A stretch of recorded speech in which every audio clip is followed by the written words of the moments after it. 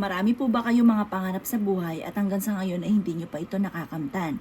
Ako pa may tuturo sa inyo upang sa ganon, kung ano man yung ninanais ninyo ay kaagad nyo itong makamtan. Pero syempre mga bossing ko, kailangan sipag at tiyaga. Lalo-lalo na kung ang pangarap ninyo ay may kaugnayan sa pera.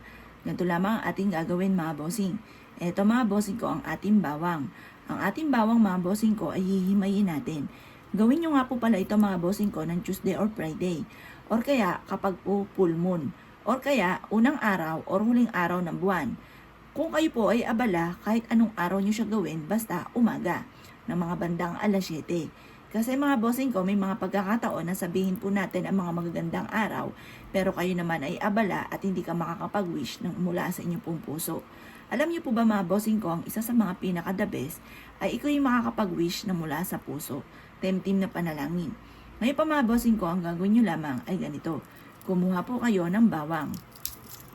At pagkatapos mga bossing ko, kayo po ay maghihimay. Isang buong bawang ang inyo pong gagamitin. Ngayon pa mga bossing ko, ito yung ating bawang. Yan. Ngayon pa mga bossing ko, ang gagawin lamang po natin ay hihimayin po natin ito. Habang hinihimay natin ito, ay paulit-ulit ka na nagwi-wish na lahat ng nais ninyo ay kaagad yung makamtan, na walang kahit anuman ang maging sagabal sa mga pangarap ninyo. Ganon ang mga pagwiwish ha, wag po kayong gagamit ng sana. Ngayon pa mga bossing ko, maganda ka ng panulat.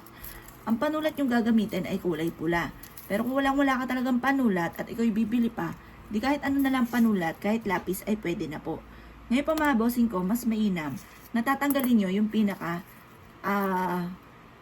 pinakabalat po niya. Kasi nangyari mga bossing ko, kapag hindi nyo tinanggal yung balat, hindi po tumatalab or nabubura rin.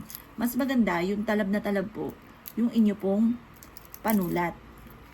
Yan, ganyan lang po inyo pong gagawin. Ngayon po mga bossing ko, gawin nyo po ito sa umaga lamang ha. Gagawin nyo lang ito sa gabi kapag full moon lamang. Ngayon pa mga bossing ko, isulat nyo dito ang matagal nyo ng pinapangarap na amount. Halimbawa sa akin 7 million. Magkakaroon ako ng 7 million. Agad-agad magkakaroon ako ng 7 million. Ganyan mga bossing. Basta sipag at tiyaga, walang imposible. Yan mga boss. Ngayon po mga bossing, yan. Isulat po natin to paikot. Yan. Ngayon po mga bossing ko, mas mainam sa lahat ng ng bawang ay susulatan po natin to. Ito po ay magdudulot sa inyo ng swerte. Tapos ilagay nyo po ito mga bossing ko sa bawat gilid ng inyo pong bintana. Proven po ito mga bossing. Panawagan po ito para mabilis nyong matupad kung ano may ninanais ninyo, lalo na sa pera. Pero syempre mga bossing ko, ang ating mga pampaswerte ay sangkap lamang para tayo maging matagumpay.